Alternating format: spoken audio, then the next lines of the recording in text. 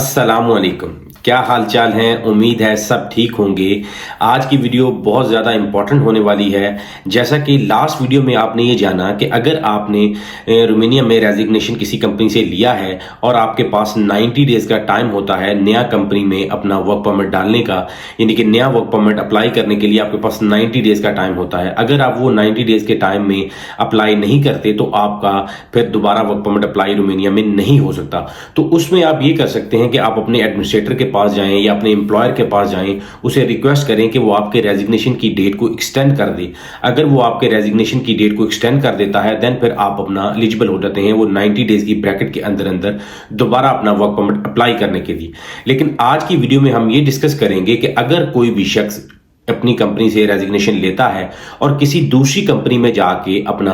Work permit apply करता है, और बहुत सारे ऐसे केसेस रोमानिया में हुए हैं कि एक शख्स के पास एक कार्ड, दूसरा कार्ड, तीसरा कार्ड और चौथा कार्ड अप्लाई करने का टाइम था और उसने किसी चौथी कंपनी में अपना अप्लाई किया तो उसका इमिग्रेशन ने रिजेक्ट कर दिया। यहाँ पे बहुत सारे ऐसे केसेस भी हुए हैं कि डिफरेंट जो रीजंस लगाकर इमिग्रेशन आपकी फाइल को रिजेक्ट कर देती है। लेकिन आज की वीडियो में हम ये डिस्कस करेंगे कि बहुत सारे केसेस में ऐसा हुआ है कि रोमानिया में जब लोगों ने अपना वर्क परमिट अप्लाई किया, यानी कि अपनी पहली कंपनी से रेजिग्नेशन लिया और दूसरी कंपनी में उन्होंने अपने वर्क परमिट के लिए एप्लीकेशन डाल दी, तो बहुत सारे केसेस में इमिग्रेशन यहाँ पे रिजेक्ट कर देती है। यहाँ पे रोमानियन इमिग्रेशन की कोई समझ नहीं आती कि वो किन बेसिस पर आपकी फाइल को एक्सेप्ट करते हैं और किन बेसिस पर आपकी फाइल को रिजेक्ट कर देते हैं। यहाँ पे ऐसे केसेस भी हुए हैं कि लोगों के तीसरा कार्ड था, चौथा कार्ड था और उन्होंने अपना वर्क परमिट अप्लाई किया लेकिन इमिग्रेशन ने उनकी फाइल को रिजेक्ट कर दिया। बहुत सारे लोग बहुत सारी बातें करते हैं कि जी इस वजह से आपका रिजेक्ट हो जाता है, उस वजह से रिजेक्ट हो जाता है, कहीं नहीं आपने जो पिछले 3 महीने का टैक्स पे नहीं किया होता तो इस वजह से रिजेक्ट हो जाता है। यानी कि जो इमिग्रेशन का टाइम है 90 डेज का, कि 90 डेज के अंदर अंदर आपने अप्लाई करना होता है,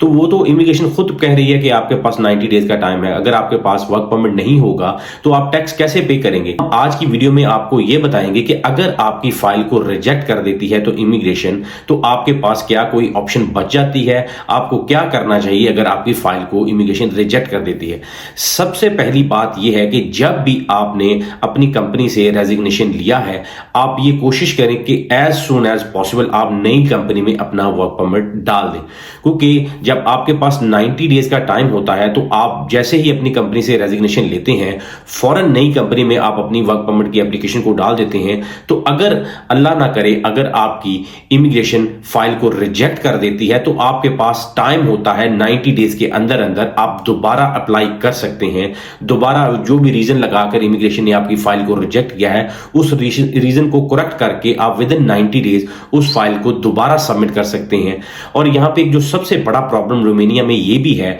अगर आपकी फाइल को इमिग्रेशन रिजेक्ट कर देती है तो आप उसके खिलाफ अपील नहीं कर सकते। यानी कि ऐसा नहीं होता कि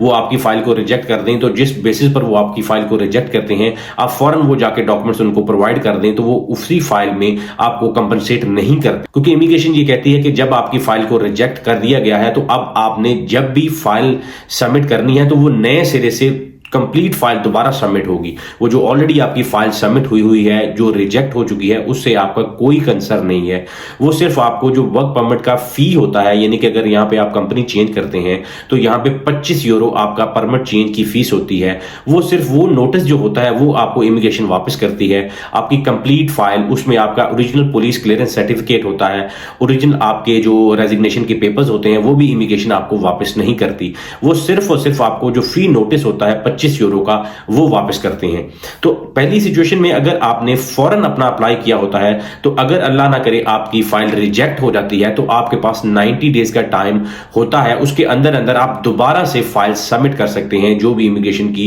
रिजर्वेशंस हैं उसको क्लियर करने के बाद आप उसी 90 डेज के अंदर अंदर अपनी दोबारा फाइल सबमिट करते हैं और वर्क परमिट हासिल करने में कामयाब हो जाते हैं। लेकिन अगर आपका 90 डेज का टाइम गुजर जाता है, जो कि मोस्ट ऑफ द केसेस में हमारे लोगों का गुजर जाता है, क्यों ना कि जब आप रेजिग्नेशन लेकर आते हैं तो आप 1 महीना तो वैसे ही लगा देते हैं कंपनी को सिलेक्ट करने में या किसी के पास जाके इंफॉर्मेशन लेने में कि कहां से मैं अपना नया वर्क परमिट हासिल करूं। तो जब आपकी फाइल सबमिट होती है तो यहां पे अब इमिग्रेशन विदाउट अपॉइंटमेंट काम नहीं कर रही, तो वो आपको ऐसे करते हैं कि आपको अपॉइंटमेंट ही 1 महीने के बाद की देते हैं। अब ये देखें कि अगर आपने 1 महीना पहले गुजारा और 1 महीना आपको अपॉइंटमेंट में गुजर गया तो देन फिर आपकी फाइल फिजिकल सबमिट होती है। फिजिकल फाइल सबमिट होने के 30 दिन या 35 दिन या मैक्सिमम 40 दिन के अंदर इमिग्रेशन आपको रिप्लाई कर देती है, चाहे वो आपको एक्सेप्ट करती है या रिजेक्ट करती है, वो आपको बता देती है। तो ऐसी सिचुएशन में अगर आप जब पहली कंपनी से अपना रेजिग्नेशन हासिल करते हैं तो फौरन आप अपना अप्लाई कर देंगे, तो आपके पास ये पॉसिबिलिटी भी रहती है कि अगर इमिग्रेशन किसी भी रीजन से आपकी फाइल को रिजेक्ट करती है तो विद इन टाइम आप दोबारा से फाइल सबमिट कर सकते हैं। लेकिन अगर आपकी इमिग्रेशन फाइल रिजेक्ट हो गई है और आपके 90 डेज का जो टाइम है वो भी खत्म हो चुका है, देन फिर आपके लिए वही ऑप्शन बच जाती है जो कि मैंने लास्ट वीडियो में आपको बताया कि आप अपने एडमिनिस्ट्रेटर से राब्ता करते हैं या अपने जो पुराने एम्प्लॉयर से राब्ता करते हैं कि जी उससे रिक्वेस्ट करते हैं कि काइंडली मेरा जो 90 डेज का ब्रैकेट है वो खत्म हो चुका है, क्योंकि अगर मैं अब दोबारा से अप्लाई करूंगा, पहली बात तो यह है कि इमिग्रेशन मेरी फाइल को एक्सेप्ट नहीं करेगी। पहली बात तो यह है कि अगर आपके 90 डेज कंप्लीट हो जाते हैं तो देन आप इमिग्रेशन में फाइल सबमिट नहीं कर सकते। जो लॉयर्स या एजेंट्स फाइल सबमिट करते हैं उनको भी पता होता है कि आपको वर्क परमिट नहीं मिलना, वो सिर्फ अपने कमीशन के चक्कर में आपकी फाइल सबमिट कर देते हैं 90 डेज के, यानी कि अगर आपके 90 डेज कंप्लीट हो गए हैं देन फिर भी आपकी अगर कोई एजेंट या कोई भी आपका दोस्त या कोई जानने वाला या कोई कंपनी वाला आपकी फाइल को सबमिट करता है तो इट मींस कि वो उसको पता है कि आपका वर्क परमिट नहीं निकलना, लेकिन वो अपने कमीशन के चक्कर में आपसे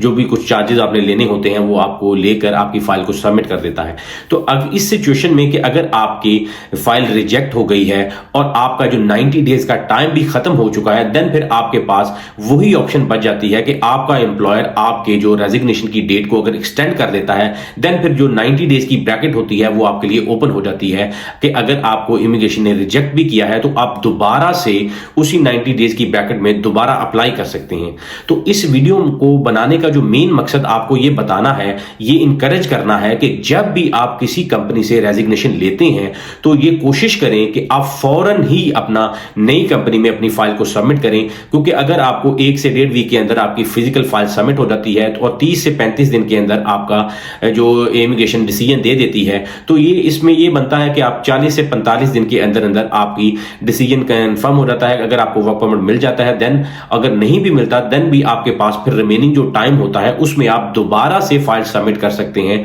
उसी 90 डेज के अंदर अंदर। लेकिन अगर आपका 90 डेज का टाइम खत्म हो गया है और इमिग्रेशन ने आपकी फाइल को रिजेक्ट कर दिया है, वो किसी भी रीजन से आपकी फाइल को रिजेक्ट कर सकते हैं, लेकिन आपके पास फिर वो ऑप्शन नहीं होती कि आप उसके अगेंस्ट जो भी वो डॉक्यूमेंट्स कह रहे हैं वो आप डॉक्यूमेंट्स जमा करवाएं और अपना वर्क परमिट हासिल कर लें। आपको दोबारा से सारा प्रोसेस करना पड़ता है, दोबारा से सारी जो फाइल आपकी कंप्लीट होती है और फाइल दोबारा से इमिग्रेशन के ऑफिस में सबमिट होती है। तो इस वीडियो से आपको ये पता चलता है कि अगर आप नई कंपनी में वर्क परमिट के लिए एप्लीकेशन को ड्रॉप करते हैं तो आप कोशिश करें कि जैसे ही आपने पहली कंपनी से रेजिग्नेशन लिया फौरन ही आप दूसरी कंपनी में अपना जो फाइल है सबमिट कर दें। अगर आपकी फाइल एक्सेप्ट हो जाती है तो वेल एंड गुड, अगर आपकी फाइल किसी भी रीजन से इमिग्रेशन रिजेक्ट करती है तो आपके पास टाइम होता है उस फाइल को दोबारा से सबमिट करने का और दोबारा से अपना वर्क परमिट हासिल करने का। और अगर आपका 90 डेज का ब्रैकेट खत्म हो जाता है देन फिर आपके पास एक ही ऑप्शन बच जाती है, वो ये है कि आप अपने एम्प्लॉयर से राब्ता करें, वो आपके रेजिग्नेशन की डेट को एक्सटेंड कर दे।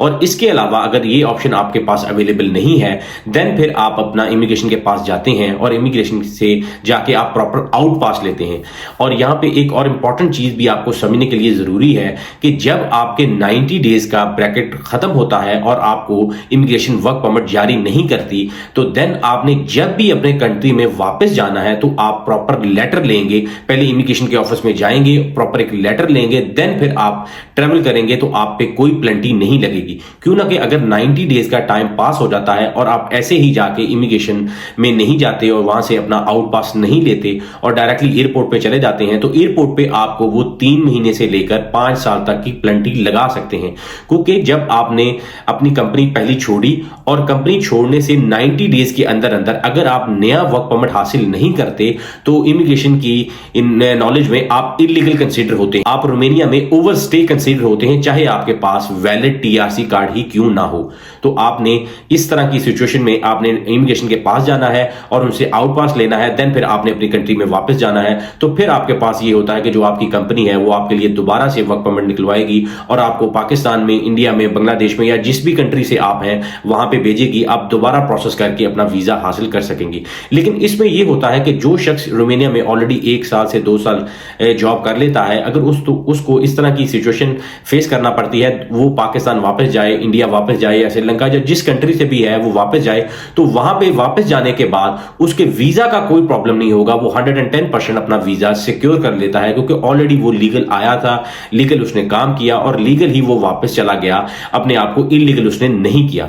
तो मैंने कोशिश की है कि इस वीडियो के जरिए आपको बताया जा सके। लास्ट वीडियो में मैंने आपको बताया कि अगर आपका 90 डेज का टाइम गुजर गया है तो देन आप अपने एडमिनिस्ट्रेटर से राब्ता करें, उससे कहें कि जी वो आपको फेवर करे और आपके रेजिग्नेशन की डेट को एक्सटेंड कर दे। और इस वीडियो में आपको हमने ये बताया कि अगर आपकी फाइल रिजेक्ट हो जाती है, तो अगर आपने file as soon as possible submit की होती है, तो 90 डेज के अंदर अंदर ही आपकी फाइल अगर रिजेक्ट होती है तो आपके पास टाइम होता है दोबारा फाइल सबमिट करने का। लेकिन अगर आपका 90 डेज का टाइम खत्म हो गया है, देन फिर आपके पास वही ऑप्शन बच जाती है कि आप अपने जो पुराने एम्प्लॉयर के पास जाएं, उसको कहें कि मेरा रेजिग्नेशन जो डेट है उसको एक्सटेंड कर दे, देन फिर आप पॉसिबल है। इन 3 सिचुएशन में आप अपना यहां पे दोबारा वर्क परमिट हासिल कर सकते हैं। अगर आप इन 3 कैटेगरीज में फॉल नहीं करते, देन फिर आपको लीगली अपनी कंट्री में वापस जाना चाहिए और जो भी एम्प्लॉयर यहां पे आपका है वो आपके लिए दोबारा वर्क परमिट हासिल करे, और वर्क परमिट हासिल करने के बाद आपको आपकी कंट्री में भेजे तो आप प्रॉपर वीजा लेकर वापस आ सकते हैं। तो इस तरह की इंफॉर्मेटिव वीडियोस देखने के लिए हमारे चैनल को लाइक करें, सब्सक्राइब करें और बेल आइकन को प्रेस करें, ताकि हम जब भी इस तरह की कोई इंफॉर्मेटिव वीडियो आपके लिए लेकर आएं तो आपको बर वक्त नोटिफिकेशन मिल सके और आप बर वक्त उसकी जो नॉलेज है हासिल कर सकें। तो मिलते हैं इस तरह की नई इंफॉर्मेटिव वीडियो में, तब तक अल्लाह हाफिज।